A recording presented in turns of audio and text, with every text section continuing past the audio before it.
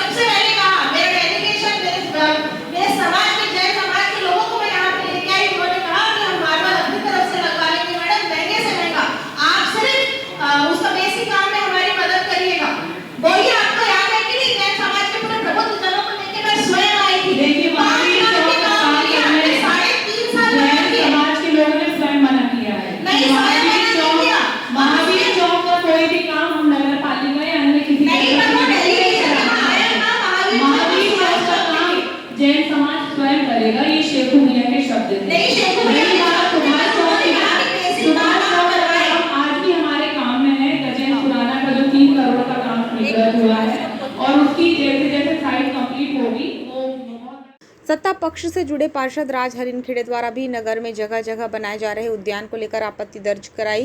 साथ ही वार्डों में बगैर सहमति लिए ही निर्माण कार्य किए जाने का आरोप भी लगाया।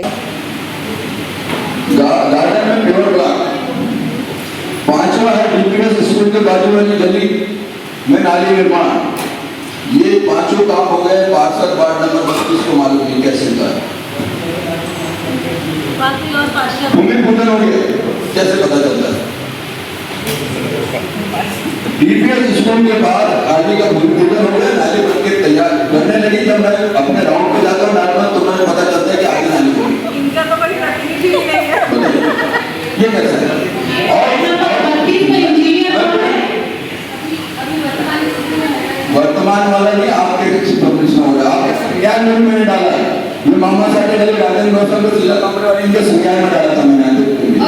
और मैंने जब बात सुनी, एक मिनट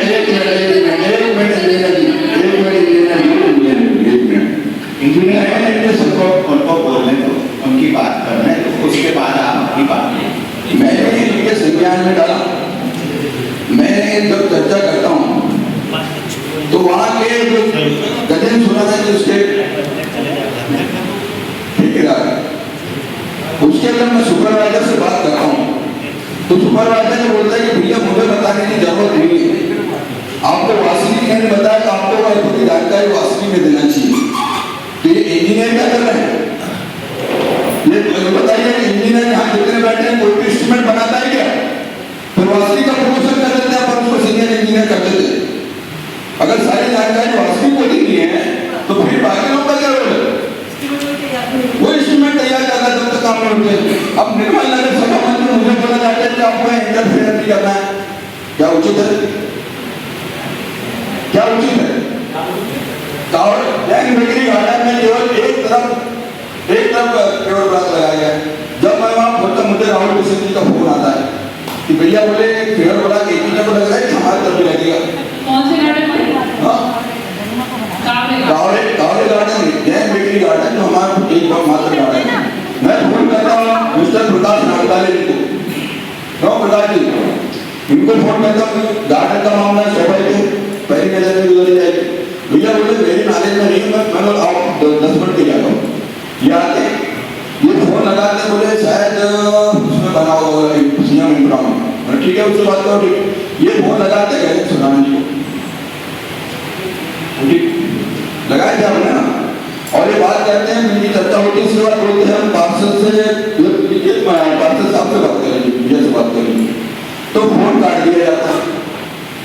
ये कौन सा तरीका है? पार्षद अगर सम्मान नहीं तो अपमान तो मत करो।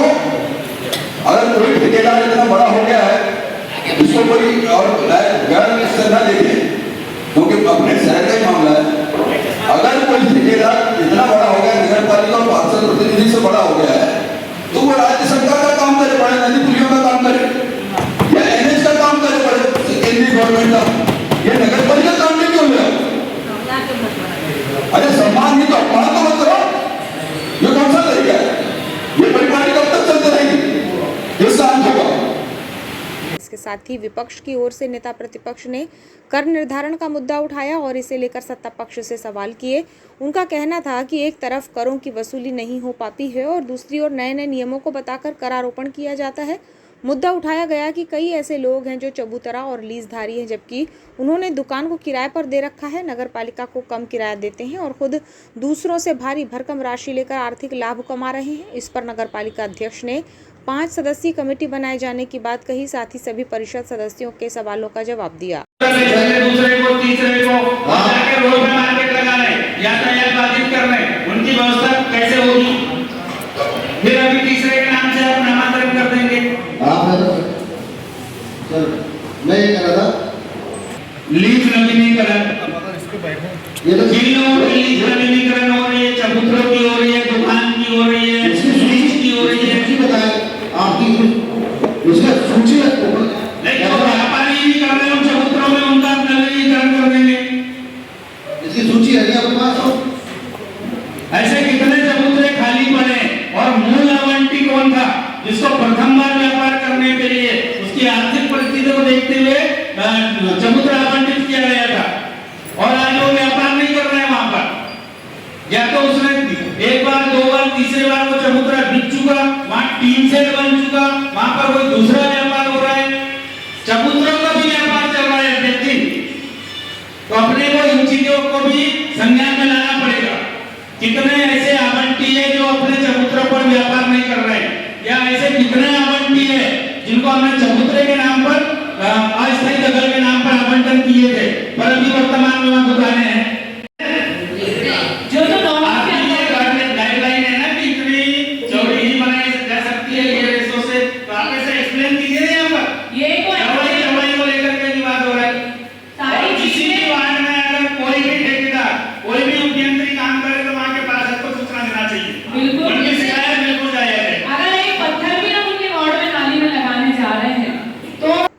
परिषद की बैठक में नगरपालिका अध्यक्ष भारती ठाकुर, सांसद प्रतिनिधि सुशील वर्मा, विधायक प्रतिनिधि शफकत खान, उपाध्यक्ष योगेश बिसेन, सीएमओ बीडी कतरोलिया, पार्षद योगराज कारोल धारे सहित सभापति और परिषद के सदस्यों की उपस्थिति रही। बैठक के प्रस्तावों में अंबेडकर चौक से महात्मा फुले रेलवे ओवरब्रिज तक सड़क के दोनों ओर पेवर ब्लॉक लगाए जाने का प्रस्ताव रखा गया, जिसमें कुछ परिषद सदस्यों द्वारा आपत्ति ली गई, लेकिन नगरपालिका अध्यक्ष ने उत्तर देते हुए इसे शहर की सुंदरता और विकास की दृष्टि से सही बताया।